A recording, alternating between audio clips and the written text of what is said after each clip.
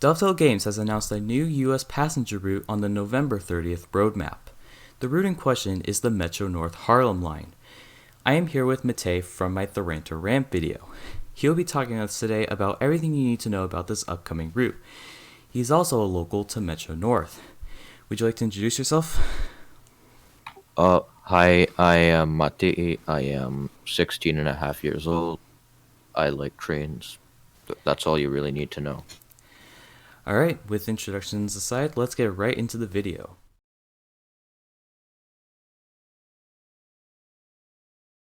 The Harlem Line is a passenger line operated by the Metro North Railroad and owned by the Metropolitan Transportation Authority. The line travels between New York Grand Central Terminal and Wasake. The total route length is 82 miles, with a top speed of 80 miles an hour. There are a total of 38 stations along the entire route, meaning it has the most stations within the Metro North network. The line is electrified between Grand Central Terminal and Southeast. The rest of the line is single-tracked and operated by diesel trains. However, the version we will be getting in TSW2 will be going between Grand Central Terminal and North White Plains. This section of the line is 23 miles and has a total of 18 stations. This has upset many members of the TSW community as electrification on the line does not end until Southeast. We will go into more detail about this later on in the video. The rolling stock coming with the route are the M7A and the M3A. The M7A is an electric multiple unit built by Bombardier between 1999 and 2006. Metro North purchased 335 of these units and entered service for the operator in 2004. These were built specifically to fit the conditions of the Metro North Railroad, making them different from the M7 on Long Island Railroad. Cars are arranged as married pairs. Each pair has a power output of 1060 horsepower and has a top speed of 100 miles an hour. When combined with more units, it has a much larger power output. Moving on, the M3A is an electric multiple unit built by the Budd Rail Company built between 1984 and 1986. 142 of these units were built for Metro North and entered service in 1984. Just like the M7A, it is different from the Long Island Railroad M3 being modified to fit the conditions of Metro North. They are also formed as married pairs. Each pair has a power output of 640 horsepower and has a top speed of 100 miles an hour. So let's go into more detail about what this route has to offer. So, for starters, what makes the M7A, the M3A, and Metro North as a whole different from the Long Island Railroad?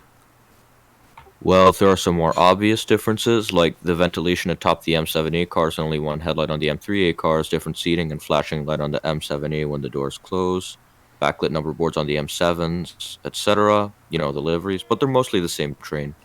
There are some more subtle differences, such as the underrunning third rail on Metro North, and the fact that all Metro North trains have to honk their horn when they approach a station regardless of stopping or not. Okay, now, how do safety systems differ on this route compared to Long Island Road? Is it a similar system, or is there, anything different about it? From what I can tell, they're exactly the same. There's ATC and access, and that's pretty much it. Okay, now, what is the scenery like on this route? Well, for the most part, it's a mix of urban and suburban. So the urban stuff you will see in New York City itself, specifically around Harlem and in the Bronx, and also around White Plains. And the rest of the route in areas such as Bronxville, you will see mostly suburban scenery. Okay, so it definitely has somewhat of a different vibe to the Long Island Road since that's mostly urban. But, so definitely I think this route will probably have the better scenery than Long Island Railroad, but yeah, from what I've seen, the scenery definitely looks decent. So now, how many services could we expect, at least on the section between Grand Central Terminal to North White Plains? Well, it's not like there would be many more services if it were going to Southeast, so I would say 100 to 150. Okay, so still a relatively decent count. Now, what will the service patterns look like on this route? Is there going to be a mix of is it going to be all stopper trains? Is there going to be a mix of some limited stop trains in there? What's the service pattern like? Okay, so there are local trains to Crestwood that make all stops, local trains to North White Plains that make all stops, and express trains to Southeast that make only 4 stops: Grand Central Terminal, Harlem 125th Street, White Plains, and North White Plains. And personally, I think that's going to be what makes the route at least somewhat more interesting because I'm someone who really likes limited stop slash express trains. So I think these types of services I think will be definitely fun to play. Now, let's talk about Loco DLCs. What other trains run on this line that could possibly be a future layer or a future Loco DLC on this route? The P32, but that's only on Mosaic services, so it wouldn't really make sense. Okay, yeah, but doesn't it also run like a couple express services? Uh, Not that many, and most of them are shuttles between Southeast and Mosaic. Oh, okay. I gotcha. Now, does freight run on this route? From what I've seen, no. Okay. Now, so obviously with the announcement of the route being only between Grand Central Terminal and North White Plains, it's definitely upset a lot of like hardcore Metro North fans. And a lot of people have been suggesting for the route to be extended to Southeast. Could you go into a little more detail on why this an extension to Southeast would like benefit the route? Because in its current state, it has only 37 kilometers of track and would effectively be a rehashed LIRR. My favorite scenery on the line is Pleasantville and Purdy stations, which are north of North White Plains. Extending it would make it go all the way to the end of the electrified part of the line for a total of 85 kilometers.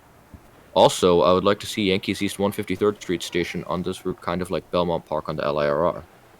We'd get some Harlem Line services to Westchester as well as Hudson Line trains. It's less than a kilometer and also perfect for a game day scenario. Only 1.5 kilometers above that is the High Bridge Yard, which would be a good starting point for that scenario and would make for good gameplay taking trains there to be serviced. So I definitely see why a lot of people are upset about only going to North White Plains because there's definitely a lot of potential for extending the route to to Southeast. So hopefully one day we could see this happen.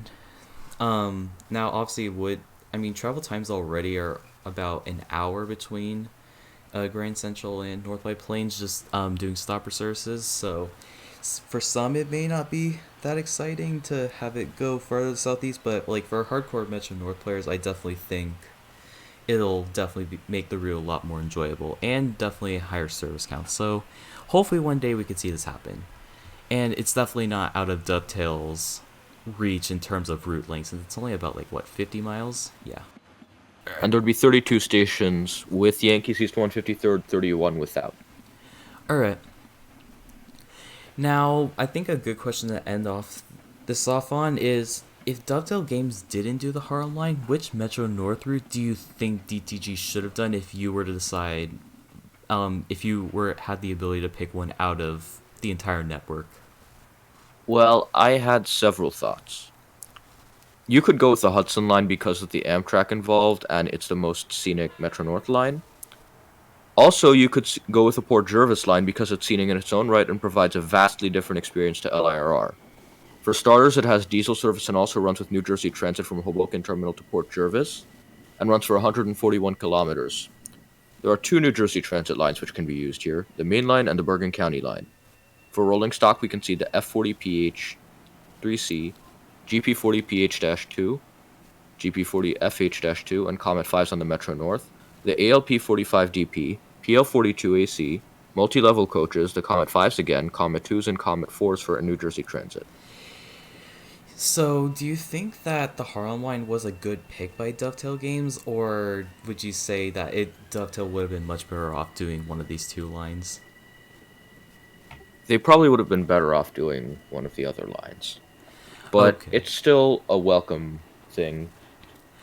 All right. Now, my overall thoughts about this route, I'm personally not that excited for it just because like the M7 and M3 are relatively similar to the ones from Long Island Road, and it's like it just doesn't really seem to bring like new stuff, like brand, like new and like original things to the game because it just feels a lot. It just seems a lot like Long Island Road, in my opinion. Though, a lot of people will probably disagree with me on that, but personally, I'm just not that excited for this route. I'll have to wait for the preview stream to see if it seems promising or not. But I just don't think it would be a route that I would play a lot. So So yeah, I think that Getting is, it to southeast would definitely distinguish it from LIRR a bit more because of the yeah, service patterns.